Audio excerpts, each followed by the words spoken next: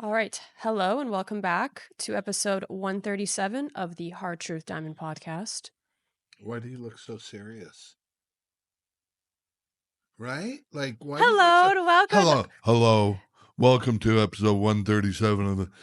I think we both know I'm not the You're- shining light in Yeah, this but you're this attractive young woman, quite bright. Mm. Anyway, so here we are on part 2 Yep. of me. And it's not really of me. It's really my pseudonym, my alter ego, the Global Diamond Broker. Yep. And we are going to get into rapid fire, listing off all the places that you've been. And we're going to see what memories pop into your mind with every country, city, whatever I name, okay? And we're doing this to keep... You gotta get focused. I gotta get focused. We're doing this to keep you from doing the thing that you love to do the most, which is blah, blah, blah. So, yeah. Oh, sorry. I got Are you something okay? stuck in my throat. Yeah. You need water? Hey? You want to spray Like, that Windex in your honest to throat? God. Okay. You. Okay. Okay? Do we want to do this?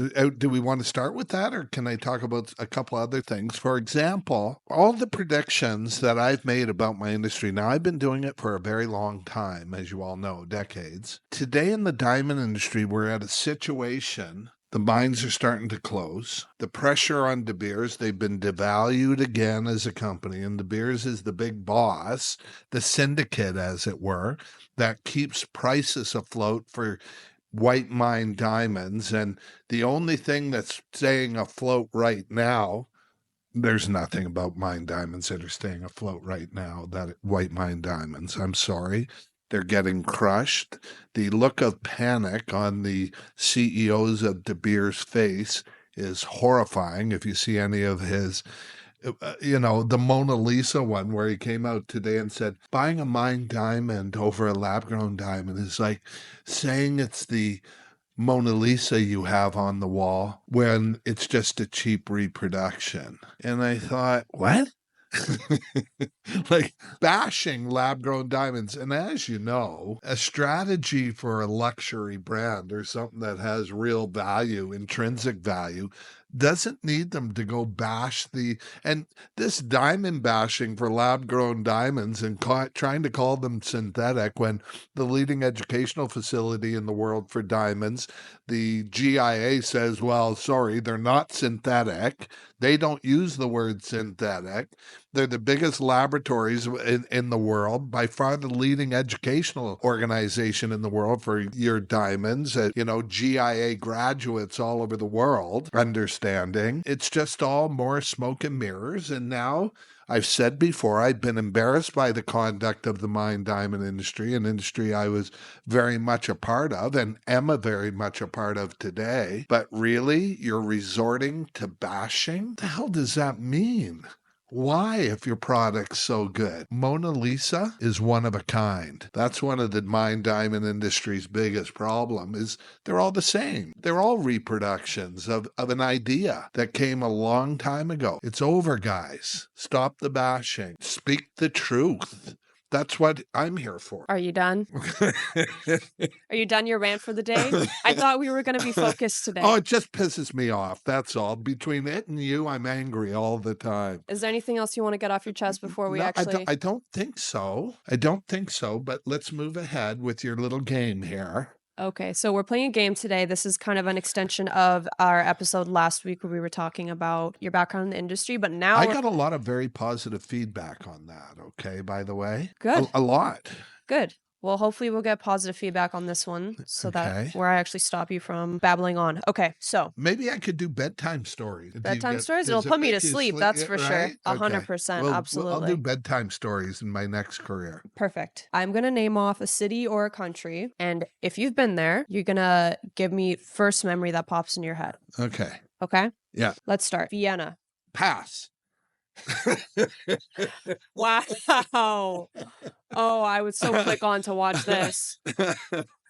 Really? Do you like that one? You had that one in the chamber, didn't you? I was waiting with that one. Yeah. Oh my God. Vienna, luxury. The seat, I think Vienna is called Well, there's lots of things that come to mind for probably most people. I was there at the behest of some very wealthy natural fancy colored diamond buyers when I was there. And we did things like go to the casino in Vienna where you wear a tuxedo. It's right out of James Bond. But do you know who else comes from there? Dr. Sigmund Freud. They call Vienna the center of culture for the world. That's my Vienna. Okay, next. Hungary. Pass. God, you're so annoying. I can't. Same thing, meeting clients all over the world. I had an office. People don't know this, but for 450 years, they may know this. Antwerp, Belgium was the center of the We're not talking about Belgium. We're talking about Hungary. I know, but this is how I'm telling you. See, Hungary's not far from Antwerp. Like you come from Canada, where to get from one side of a country to another takes weeks and days. To get from one side of a country to another in Central Europe takes hours. I ended up in Hungary doing the same thing, meeting with clients in Europe. I had a position with the Argyle Diamond Mine when it was open as one of their first 5 authorized partners for the mine. That's in Australia. Oh, Stay okay. on subject. Okay. Let's go. Hungary, clients, beautiful city. Europe is amazing. Yep. Okay, great. Now we can move on to Antwerp. Antwerp, Belgium. My memories of Antwerp, Belgium. 450 years, the center of the diamond universe, sitting in the Bourse in Antwerp, which is one of the most prestigious places in the diamond universe ever. Memories of Antwerp. I had an office there for 15 years. Like I say, we have no middlemen, okay? We go directly from source to consumer. We've changed the pipeline for diamonds for our clients. I was in the Bourse on 9/11. And I want to tell you what the Bourse looks like because it's kind of interesting. I got one of the first flights back to North America after the planes hit the World Trade Center. And my offices in North America were in the World Trade Center. And people don't know this, but the World Trade Center is a group, collections of like-minded organizations across the world, with the head World Trade Center being in New York. My offices were for 22 years in the World Trade Center in Vancouver, British Columbia, Canada. I was in the Bourse, and the Bourse is like a big gym. When I try to explain it to people, it's got the north-facing lights like we do here, so diamonds can be graded accurately and all day long. And it's like a big gym with a big TV on one end. I guess we'll have to edit that. I'm keeping it. I was drinking Perrier, I swear to God, okay? And the Bourse has a big TV, and so I'm there. And later in the day, and we're standing there, and we see this plane hit one of the towers, and on these big screen TVs. And then as we're standing there waiting, we see the second plane strike. And in our minds, you go into denial. We're sitting there trading diamonds. No one really understood what was happening. We thought it was maybe an air traffic controller who had lost his mind or something. But it was the most amazing thing. The Bourse was immediately shut down. We were all kicked out and had to go back to our hotels or our homes, wherever we were living at that time. And for me, I had the secondary issue of having my offices in a World Trade Center. And I had to close the offices for a week for security reasons. The whole world was so shook. Nobody really knew what was going on. These are just my quickest memories of Antwerp. I'm going to do 2 more. One of them was getting home on the first plane. And the first plane, I'll never forget, when we got on, everything seemed normal. Of course, everybody was on edge. And they served dinner with plastic knives and spoons, which I guess for them... Was that the first time that they did that on a flight? It used to be just metal? Just metal. Oh, yeah. Wow. Hard to imagine these days. Yeah, well, business class. I flew business class, and certainly. But those are 2. But here's the other thing. Uncle Eddie Grijsbert, being in the vaults underneath the city with him explaining in these, literally fixed up from being bombed during World War II, banks where we would go into the vaults. He would take me downstairs to show me his family's future. And I'll never forget the experience. So I had to, I'm 6'3", I had to bend over to get into these vault areas, like our safe deposit box areas here. And Uncle Eddie, my mentor in the business, the former De Beers site dealer, took a box out, and it was like seriously right out of a movie. And he had 3 diamonds, and I'll never forget. One was a 5-carat orange diamond, pure orange, GIA certified. I've very much been very heavily involved in the natural fancy colored diamond industry.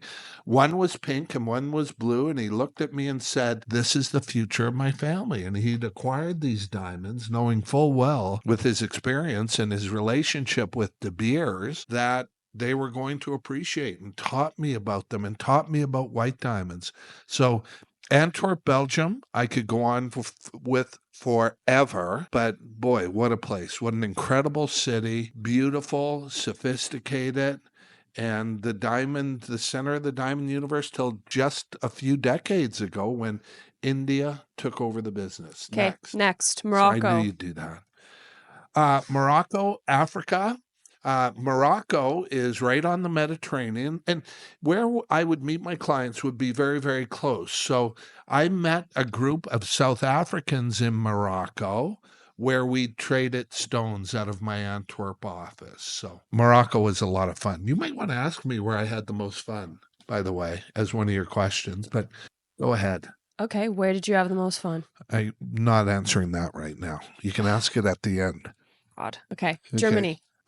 Germany, I had a lot of experiences with Germany. So we had different ways to fly over. Now, I spent a great deal of time doing business in a city called Berlin, which is the freakiest city to me in the whole wide world. Like, if you want to get your freak on, as the young people say, go to Berlin. You know, I used to fly Lufthansa a lot into Europe. I used to fly, as I was telling you earlier today, when we saw the flight crew from KLM downstairs where we were having breakfast. These were regular flights I would take in and out of Europe, but Berlin especially did a great deal of business when I had the offices in Antwerp. Okay? Next, Singapore. Most expensive city in the world. My first memory that comes to mind is I actually was dating this woman who was like a TV star over there at the time. Diamonds get you a lot of passes, a lot of opportunities that may not normally come your way. I hear about them all the time. We went out for sushi dinner in the most expensive city in the world. We had 2 small bottles of sake and sushi, and the bill ended up coming to $1,200 US. Wow. 2 of us for dinner. Was it worth it? Let's move on. But Singapore is a place I did a great deal of trading. Singapore is the richest country in the world. Singapore is the new Switzerland. I know you're going to ask me about Switzerland, so just cut me a little bit of slack. But this is where the banks are now. This is where people go to, secure their money. Another thing I did in Singapore was we had a vault in the Malka Amet vaults, which are the most secure in the world. And if you want to have this is where the Russian oligarchs and everything keep all their money out of Russia. And the things I saw, you guys, in those vaults that they showed me as much as they could, like bars of gold as big as me sitting on pallets. This is where they have, you can't even, barrels of diamonds that are being stored there for secure reasons, like crazy, crazy stuff. Super rare art. Malka Amet, the secure offices for Malka Amet. By the way, we always travel with Malka Amet. I did everything with Malka Amet. Singapore is a country I would fly into with 8 or 10 million US in my pocket to do business in this city. Next. Yeah. London. Oh. I know you have some fun ones. Never heard of it. London? Are you going to do this for the entire episode? Be annoying? Yeah, I think you're trying to piss me off, aren't you? I don't really have to try to piss you off. You spend a great deal of time pissed off. I think there's personal problems, but that's none of my business. You're my biggest personal problem. I can promise you that. Okay, so London? Mm-hmm. Well, I met royalty. I don't know if you know this, but I've received a couple medals from the royal family. A real legit connection. How do you say that? Like the things I never thought I'd say is, well, I've received a couple medals from the royal family, like the Duke of Kent medal. You say that all the time. Do I talk about it a lot? You do. I think you're proud of it, aren't you? Pride? No, I'm just kidding. Are you? No, not really. Okay. Whatever. You know, when you get a little bit more mature, Uh-huh. you have to cling for whatever. Okay? Hang on to whatever youth you can. Like, whatever you gotta use it. Okay. Okay. So yeah, Buckingham Palace. My friend Robin, who toured the city with me over there, she was in the diamond industry, and you know, the diamond district certainly in London is an experience you'd want to have if you're over there. Here's a biggest one though was, remember you and I were on a few weeks ago and we talked about the Cullinan diamond and what it weighed and you were so impressed.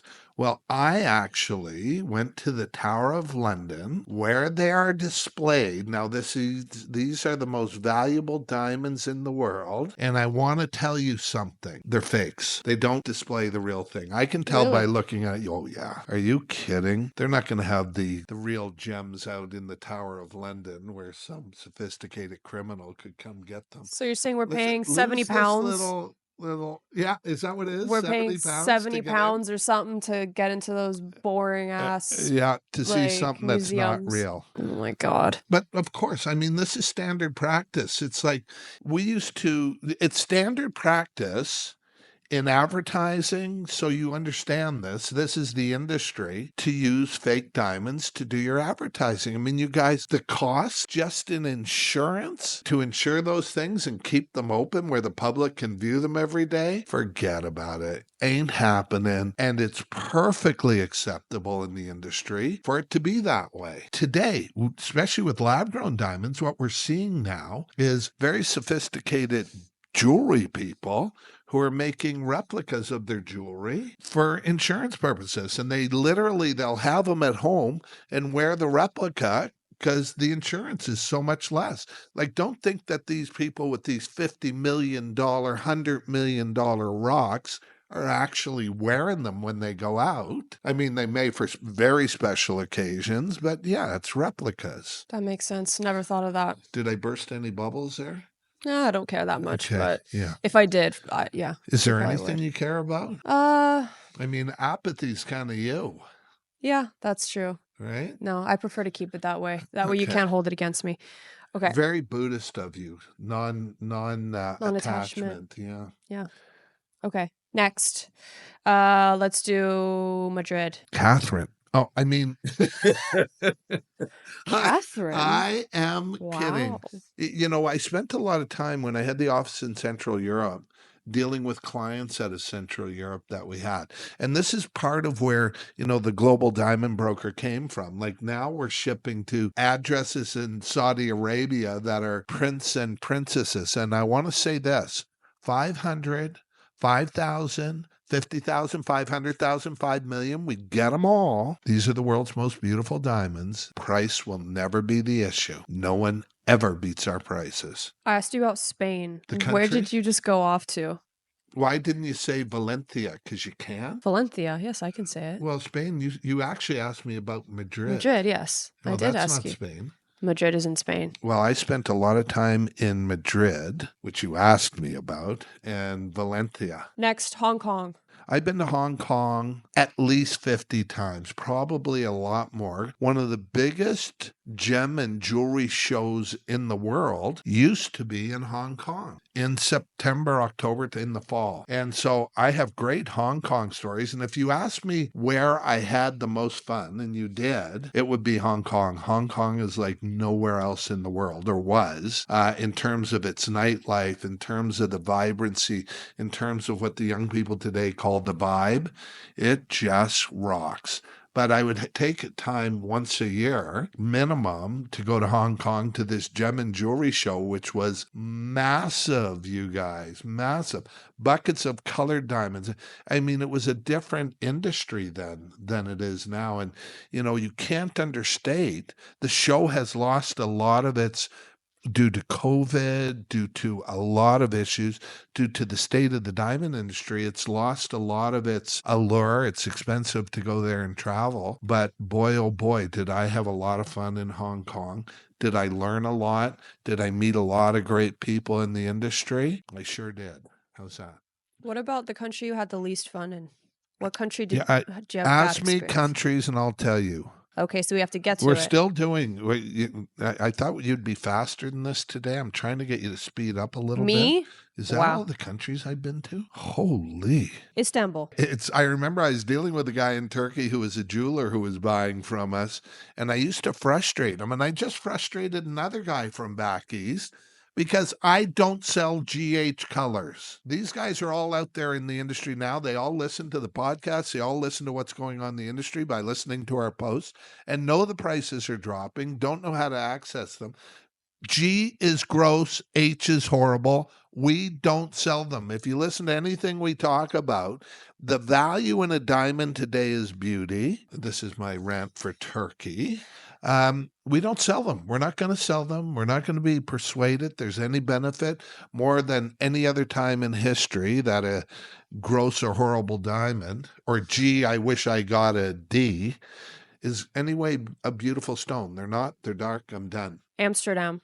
Party, free drugs, Wow. legal drugs. I'm not a drug doer, obviously, but Amsterdam was a lot of fun. Amsterdam has the airline KLM, which I told you my story about that this morning when I made the plane turn around and go back to the gate. Yeah, it was in Vancouver because their business class didn't have, I was a hero with the KLM staff for this, didn't have TVs. And they don't tell you advance at all. You're paying $5,000 or $6,000 in those days for the ticket, that there's no TV to fly business class. And really, if you get down to it, it's a wider seat. The only benefit is TV. Nowadays, it's Wi-Fi. I knew if I stood up, they couldn't take off. And so I gave them a choice. I said, either reduce my ticket to economy or we're going back to the gate and I want to get off. And I stood up. And so they had to stop the taxi. I was much more brazen when I was younger than I am now.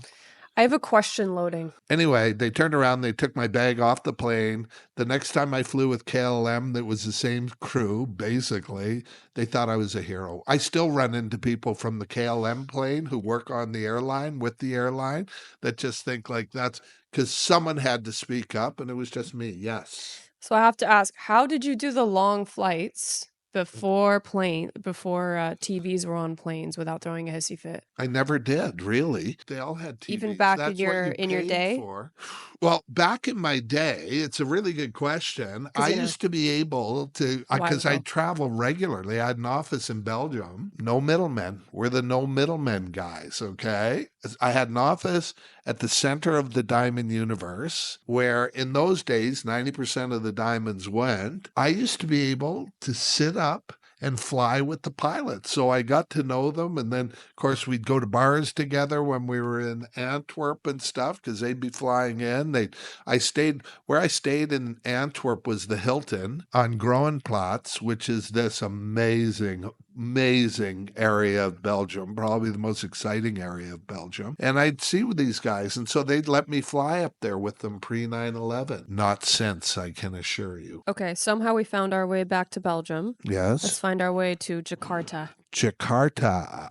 So Jakarta was part of my Singapore trip where I met these one of the things everybody wants to be in the diamond industry. It's a very challenging industry to do well in. So many of my ex-employees have started diamond companies. I never hear of them again. It's a challenging industry. Well, over there, these guys had lots of money. They were from Jakarta, and like my host in Singapore, brought me in to acquire these rare diamonds, these hard asset investment diamonds, these Argyle pink diamonds. It was quite amazing. And when I went to these places like Jakarta, they would pay for everything for me. So it was hard to say no. And everything was everything. Wow, that's ominous.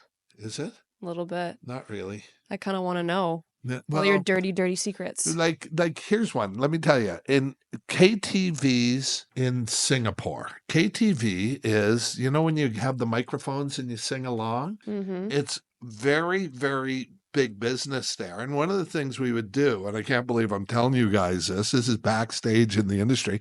I had this billionaire who is my host, and often I deal with these kind of people and these kind of people. They're just regular guys with lots of money. Some with more problems than you have, I can assure you, just not financial ones. And we would go out to the KTV at night after we did business with these guys all day, and it would be me, him, his wife, and a security guy, and maybe and a couple other guys. I can't remember now, but and maybe 25 or 50 ladies of the evening prancing around, singing, having Oh my unbelievable, God. you guys. Just a different mentality altogether. Nothing's changed. That's just cruel. No, Okay. it's not. Come on, we know you're a That- stud. Thanks. That isn't what ladies of the evening are about. And Yeah. from all over, like it's just a different mentality, the relationship between men and women, where we're so conservative here in North America. Yes, next city. Next, I'm ready. Philippines. Oh my God, I love the Philippines so much. The nicest people in the whole wide world. I stayed in Makati City, which is a city within, what's a head city called in the Philippines now? What's it called? Manila. Manila, Basketball Central. But again, I was the host of some very special people who put me up at the brand new Fairmont when I was there. And yeah, we did a great deal of business in those days, mostly in the natural fancy colored diamond business, which I'm going to circle back to at the end. How many minutes we in here? It's gonna be about 28 minutes now. Oh, is it? Okay, Mhm. so we can always talk about other cities if we need to. We can zip back, but here's what's going to happen with the industry. And here's my next big prediction, guys. Natural fancy colored diamonds that have provenance today, not tomorrow, because they're figuring this out now in the laboratories, are going to become a very, very hot, hard asset. And let me explain exactly why before we say goodbye. Let me explain exactly, in case you didn't get that rhymed, and I rhyme a lot, Aw, right? Did you get that? that was so Exactly poetic. why before I say goodbye is the mines are closing. We saw a big African mine close this week, lay off 200 people. The mines are closing. I know from insider information that the big De Beers mines are very much concerned, as the employees are, about the slowdowns in their operations, and they're actually starting to look for other mining jobs, not in the diamond sector, because these things are going to close. And when they close, and you can always Google what I tell you to verify, if you take exception to it, contact me. Love to chat about this stuff. The mines are going to close for the white diamonds. The Argyle diamond mine has already closed, which was the only, and the scientists say will ever be the only colored diamond producing mine in the world because of the special environment. A tier 1 mine has not been found since the early 1990s, and 1 in 10,000 diamonds that come out of a mine are a natural fancy colored diamond, according to the GIA, the Gemological Institute of America. So you do the math. The supply's getting cut off. It's time to start to look seriously at this asset class like it's rare art and get a piece. That was I think powerful. that was fun, right? That was fun. It's the Yeah. reality of what's going on in the industry. And please, I make promises, I make predictions. This is a prediction you want to stand up and take a look at. It's the real deal. The mines are going to close. No one needs mined diamonds anymore. In fact, they're not going to close, they're closing. Okay? The industry's in a state of change. There's opportunity. That's a big one. We're a direct supplier. Contact us. I'm the Global Diamond Broker. This is Marvelous Marin to my left. God bless you guys. Love the headband. We'll see Oh, you next week. thanks. Bye.